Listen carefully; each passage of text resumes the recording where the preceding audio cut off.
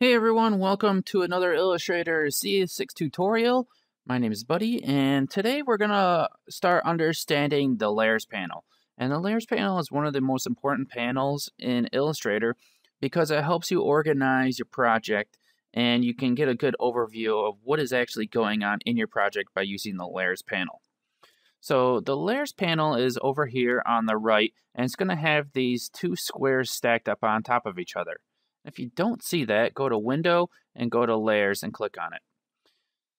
Now, the first thing that we're going to do, let's create some objects so we can have a few layers. So I'll just create some squares and I'll create some ellipses. Now, if we look at the layers, I created everything under one layer, even though I made a bunch of different objects. Now, the thing that you'll have to do is you'll have to end up creating new layers. And the way you do that is by this button down here. It says create a new layer. So this layer that I just created contains a bunch of different objects. Now I can put things on this layer that I have now if I select it. Let me put on some polygons.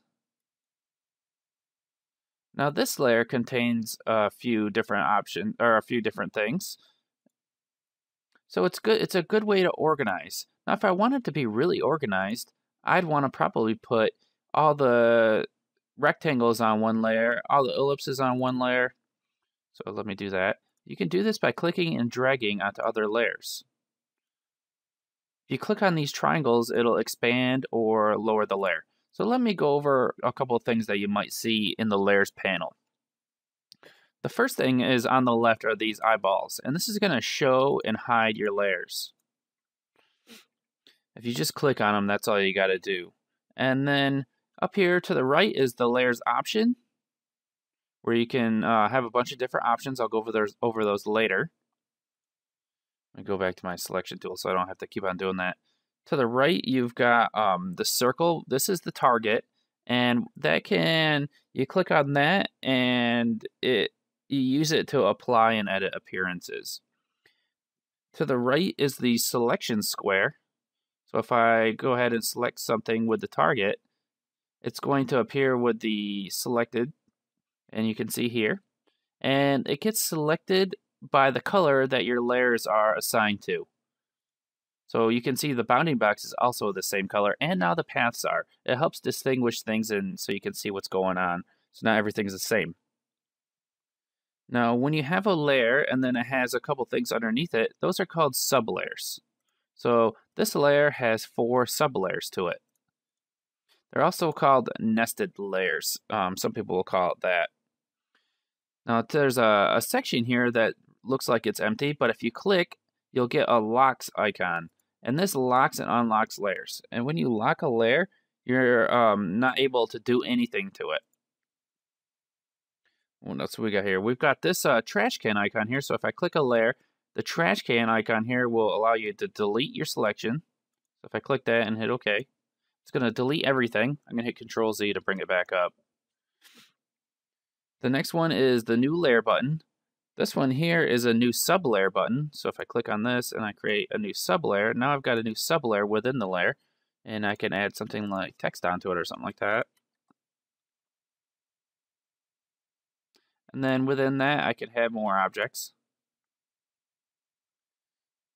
We've got a create clipping mask, make and release clipping mask button.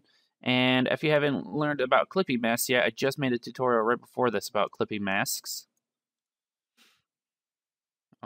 When you have a layer selected, you'll see this triangle up in the top right, and that's your current layer that you have. So then you know which one you have selected. And when you have a layer that is on top, such as these layers here, the first ones, these are called top level layers. So this is a top level layer, like the one I have selected, any of these 3, and then you go into it, and then here's your sub layer. So that's just some terminology for you. Now let's go ahead and make some things in a group.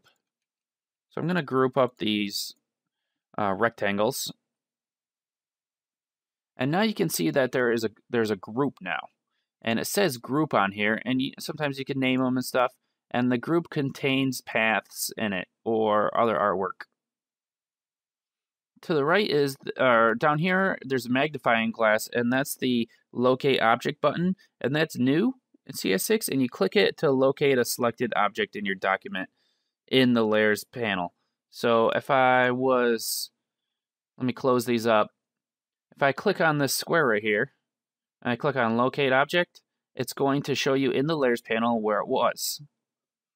Don't think that you can go into your layers panel and then click on like this path and then hit locate object. It won't show it to you in here. It's only for selecting layer or objects on your artboard and finding them in the layers panel. It makes it easy once you get a ton of layers, because some of these things that you're going to be working on are probably going to have 100 layers or more.